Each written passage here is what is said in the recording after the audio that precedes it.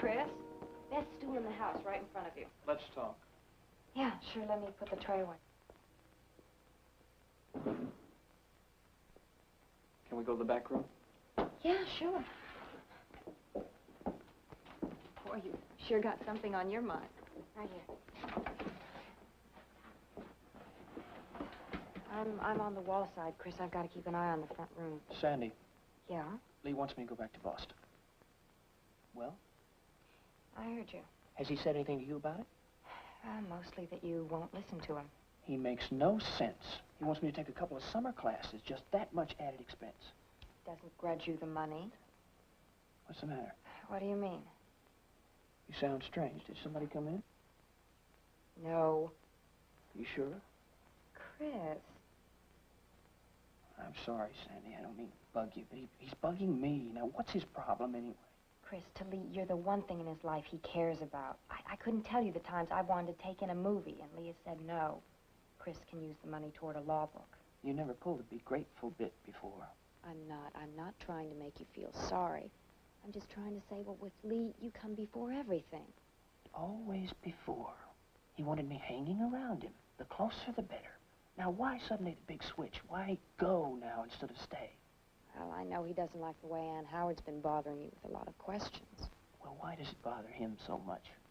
Well, she has gotten you upset, Chris. We've all seen it. Lee is not just being hard-nosed. If I can take Ann Howard's questions, why can't Lee? Stop it, Chris. Lee's right. We were okay before she came back. Look, I know it wasn't the greatest, not for you, not for me, Lee either. But at least we were a family. We weren't at each other's throats. I mean, seriously, Chris. Once in a while, we really had a ball. But since Ann Howard's come back, every day is like a quiz game. It is not Ann who makes me ask questions. It's Lee. Look, I've got to get back. Can I get you something? No. I'll just sit here for a while.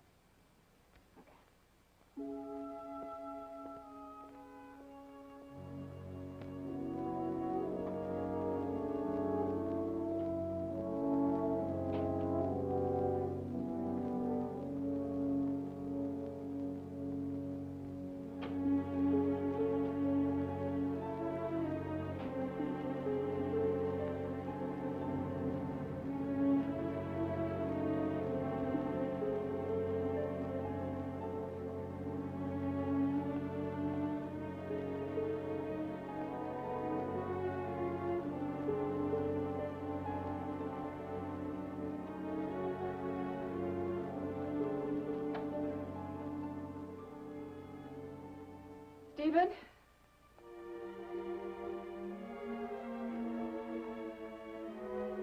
Steven? I'm here. Oh, you startled me. Oh, sorry. Where have you been, Mother?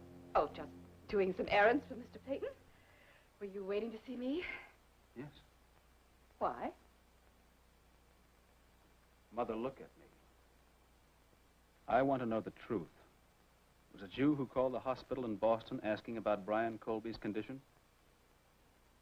Is that what you were waiting here to ask me? Was it you? Well, it's a little embarrassing for me to say, but... yes, I called the hospital. Why? Because I was worried. Obviously. About you. Worried about me? The last time you were worried about me was when you got a phone call saying I'd broken my collarbone when I was 6. You were so worried about me, you sent Mr. Peyton's chauffeur to bring me back from the doctor's office. Oh, dear. How do you ever manage to remember all those things? And believe me, it's not difficult. You know, you know, Stephen, sometimes I think I should have had a girl instead of a boy. Then we could have talked about, recipes, furniture, hairdos, things like that, instead of broken collarbone. Why did you call the hospital so many times and refuse to identify yourself? Why didn't you say something when I got on the phone? Well, I told you, dear, I was embarrassed. About what? Well, about being an interfering mother. I want an answer. A straight, honest answer. All right. I am a meddling mother. The since you became involved with this Miss Howard, I've felt she had a strange kind of hold over you. You may not realize it, dear, but you've done things for her as an attorney that, well, you wouldn't do for just a client. Go on. But I don't see how I could make my feelings any more clear. Why are you so hostile toward Ann Howard? Oh, dear, you're just imagining that. The night you and Mr. Peyton came to dinner, you were happy and gracious and certainly friendly. Until I started asking you questions about Brian Colby, and then you turned to ice. I wasn't imagining that. And that frightened look you had in your face when you learned Brian Colby was dying, I wasn't imagining that. And yet you continue to insist you never even met Brian Colby. This isn't a courtroom, Stephen. I will not be cross-examined and bullied. Will you answer my questions? I've already told you everything I know. Tell me about this. Among Brian Colby's effects, I found several sketches. Exact duplicates of the oil painting of Catherine Peyton that hung over that fireplace for years until it was slashed to pieces. Now, was Brian Colby the artist who painted the portrait of Catherine Peyton? Yes. Yet you still insist you never met him, never knew him. I still insist that I... What was there between you and Brian Colby? I told you nothing. You met him when he painted Catherine Peyton's portrait, didn't you? No. Why did you lie to Betty and tell her you sent the portrait out to be clean when you knew it had been slashed to pieces? Now, Betty's been positive something's been going on in this house, and now I know she's right. I want to know what it is. I want the truth, Mother. Oh, it's Betty. Betty is the one who's been spying, telling lies about us. Your wife... I know that look. I know that sound you get in your voice just before you're about to verbally assassinate someone. Well, it won't work this time, Mother. You're not interested in any comment that might be made about your wife, are you? No matter what it might be.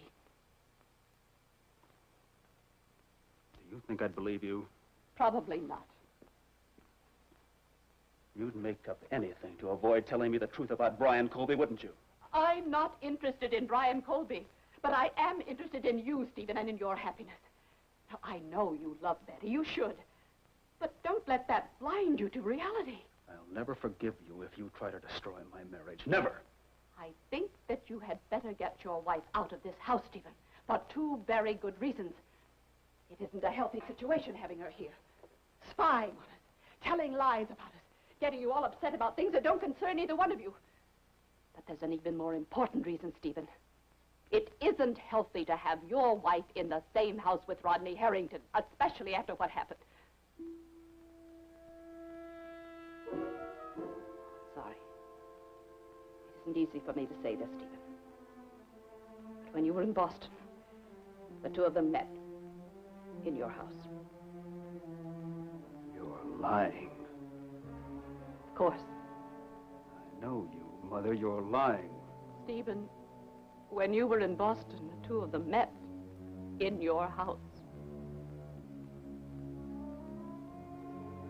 That's why I called the hospital several times to tell you that they were together in your home. I couldn't seem to help myself. And yet each time I called, I thought better of it, and then I merely inquired about Brian Colby's condition.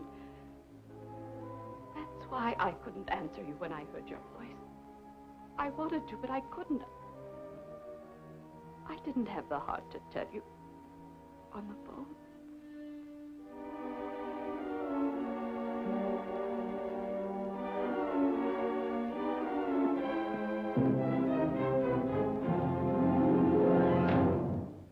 Preview from the continuing story of Peyton Place.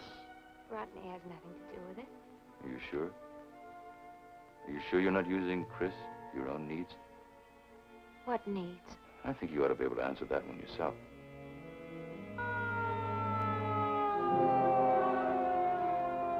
You had to come back and hurt him again.